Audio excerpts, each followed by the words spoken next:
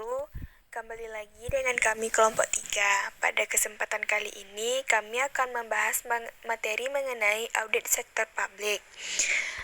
Terlebih dahulu perkenalkan kami dari kelompok 3. Yang pertama Arif Mukhtar Susanto, yang kedua Ega Indini Nurindah, dan yang ketiga Ica Puspita, di mana dosen pengampunya yaitu Ibu Elsa Fitri Amran, SE MM MSI. PPT ini dibuat guna memenuhi tugas mata kuliah pengauditan 1.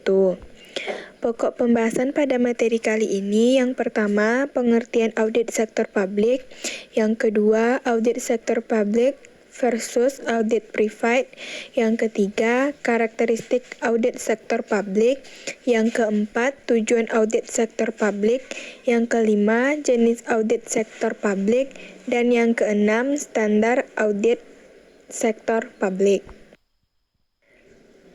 Baiklah, kita masuk pada pembahasan pertama mengenai pengertian audit sektor publik. Menurut Indra Bastian, audit sektor publik adalah jasa penyelidikan bagi masyarakat atas organisasi publik dan politikus yang sudah mereka danai. Sedangkan menurut I Gusti Agung Rai, audit sektor publik adalah kegiatan yang ditujukan terhadap entitas yang menyediakan pelayanan dan penyediaan barang yang pembiayaannya berasal dari penerimaan pajak dan penerimaan negara lainnya, dengan tujuan untuk membandingkan antara kondisi yang ditemukan dengan kriteria yang ditetapkan. Audit sektor publik di Indonesia dikenal sebagai audit keuangan negara. Audit keuangan negara ini diatur dalam Undang-Undang Nomor 15 Tahun 2004 tentang Pemeriksaan Pengelolaan dan Tanggung Jawab Keuangan Negara. Undang-undang ini merupakan pengganti ketentuan warisan Belanda, yaitu ICW dan IAR, yang mengatur prosedur audit atas akuntabilitas pengelolaan keuangan oleh pemerintah. Pembahasan selanjutnya adalah audit sektor publik versus audit privat. Dari segi pelaksanaan audit sektor privat berada pada kantor akuntan publik, sedangkan pada audit sektor publik, pelaksanaan auditnya berada pada lembaga audit pemerintah dan juga KAP yang ditunjuk oleh lembaga audit pemerintah. Dari segi objek audit sektor privat, objek auditnya berupa perusahaan atau entitas swasta. Sedangkan audit sektor publik, objek auditnya berupa entitas program, kegiatan, dan fungsi yang berkaitan dengan pelaksanaan pengelolaan dan tanggung jawab keuangan negara sesuai dengan peraturan perundang-undangan. Dari segi standar audit yang digunakan, audit sektor privat, standar audit yang digunakannya berupa standar profesional akuntan publik yang dikeluarkan oleh IAI. Sedangkan pada audit sektor publik, standar audit yang digunakannya yaitu standar pemeriksaan keuangan negara yang dikeluarkan oleh BPK. Dari segi kepatuhan terhadap peraturan perundang-undangan, audit sektor privat tidak terlalu dominan dalam audit, sedangkan pada audit sektor publik merupakan faktor dominan karena kegiatan di sektor publik sangat dipengaruhi oleh peraturan perundang-undangan. Materi selanjutnya yaitu yang C, karakteristik audit sektor publik. Adapun karakteristik dari audit sektor publik ini yaitu yang pertama, relevan pada kebutuhan pemakai.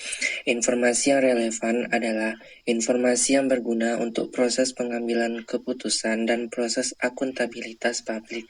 Akibatnya, proses audit hanya ditujukan untuk memastikan apakah semua informasi yang relevan dapat diolah dari laporan keuangan yang ada.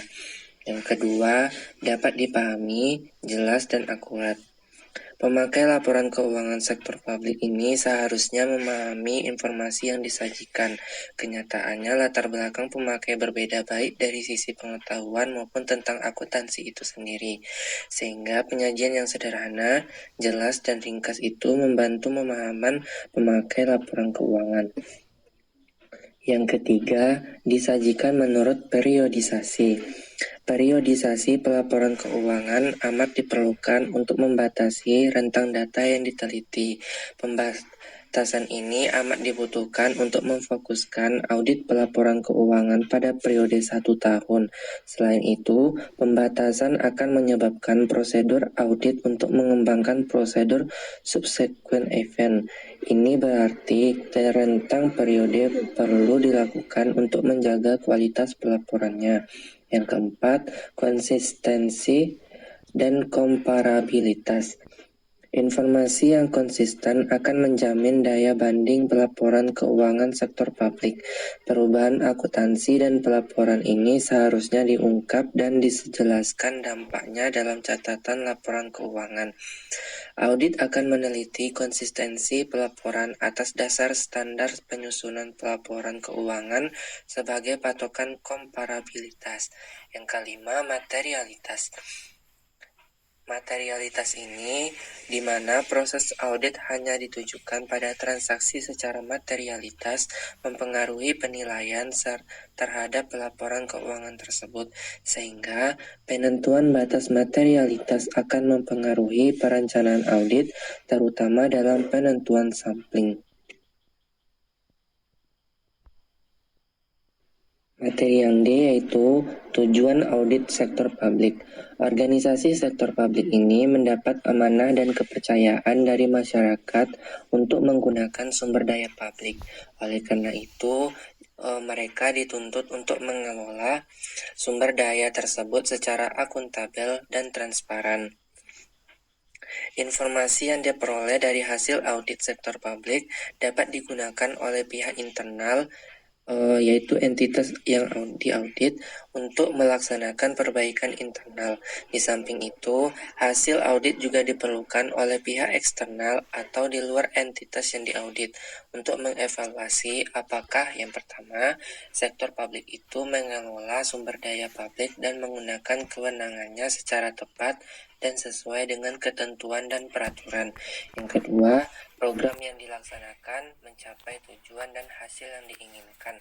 Yang ketiga, pelayanan publik diselenggarakan secara efektif, efisien, ekonomis, etis, dan berkeadilan. Tujuan audit sektor publik ini dipertegas dalam Undang-Undang Nomor 15 Tahun 2004 tentang pemeriksaan, pengelolaan, dan tanggung jawab keuangan negara. Undang-undang ini menyatakan bahwa pemeriksaan berfungsi sebagai mendukung untuk keberhasilan upaya pengelolaan keuangan secara tertib dan taat pada peraturan perundang-undangan yang berlaku. Jenis audit sektor publik. Secara umum ada 3 jenis audit dalam audit sektor publik, yaitunya 1.